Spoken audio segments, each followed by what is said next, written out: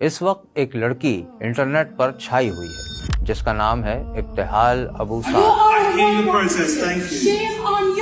اس نے مشہور ٹیک joint Microsoft کا بہت بڑا راز فاش کر ڈالا۔ مائکروسافٹ بھی اس لڑکی کے پیغام کو دبا نہیں پایا۔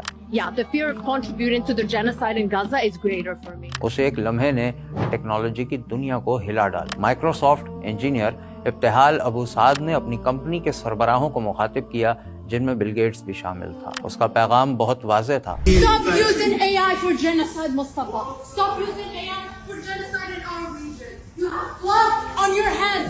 All of Microsoft has blood on its hands. How do you all celebrate when Microsoft is killing children wrong? نسل کشی کے لیے اے آئی کا استعمال بند کرو۔ اب سمجھیں کہ ہوا کیا تھا اور مائکروسافٹ کا کردار کہاں تک جاتا ہے۔ آئیے اسے سمجھتے ہیں۔ مائکروسافٹ کی 50ویں سالگرہ کی تقریب کے دوران ابتہال ابو سعد نے اے آئی کے سی ای او مصطفیٰ سلیمان کو تقریر کے دوران ٹوک دیا اور اس کے ساتھ ساتھ کمپنی کو واضح طور پر فلسطین کی جنگ سے منافع کمانے میں شریک قرار دیا۔ سیکیورٹی نے اس لڑکی کو دھکیل کر اس ہال سے تو باہر نکال دیا، لیکن بات یہاں ختم نہیں ہوئی۔ ابتہال نے پوری کمپنی کو ای میل بھیجی اور مسلم نسل کشی میں مدد فراہم کرنے کی وجہ سے مائکروسافٹ پر پھٹ پڑی۔ اس نے بتایا کہ اسرائیلی افواج نے مائکروسافٹ اور اس کی بنائی ہوئی اے آئی ٹیکنالوجی کا استعمال انٹیلیجنس کے لیے کیا۔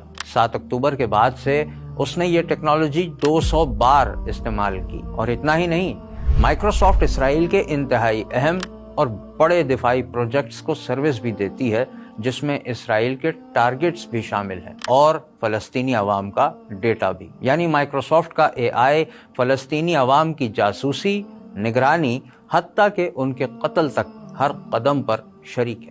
ان ٹارگٹس میں عام آبادی، صحافی، ڈاکٹرز اور طبی عملہ شامل ہے۔ ابتہال اور کئی دوسری رپورٹس کے مطابق مائکروسافٹ کا اسرائیلی ڈیفنس منسٹری کے ساتھ $133 ملین کا معاہدہ بھی ہوا ہے۔ ابتہال کا لکھا ہوا کوڈ جو اس نے آسانیاں پیدا کرنے کے لیے بنایا تھا، اب مبینہ طور پر فون کالز کو ٹریس کرنے کے لیے استعمال کیا جا رہا ہے، جس سے اسرائیلی فوج حملے کے لیے نشانے تلاش کرتی ہے۔ ذرا سوچ کر دیکھیں کہ مائکروسافٹ اب صرف سافٹ ویئر نہیں بنا رہی ہے بلکہ جنگ کو ایندھن فراہم کر رہی ہے اور اس سے منافع کما رہی ہے۔ اور جب ابتہال یا دوسرے مسلمان ملازمین آواز اٹھانے کی کوشش کرتے ہیں تو ان کی آواز کو دبایا جاتا ہے، انہیں ڈرایا جاتا ہے، بلکہ ملازمت سے نکال دیا جاتا ہے۔ ابتہال اس وقت سب سے بڑی آواز بن چکی ہے جس نے یہ بتایا کہ ٹیکنالوجی کی یہ بڑی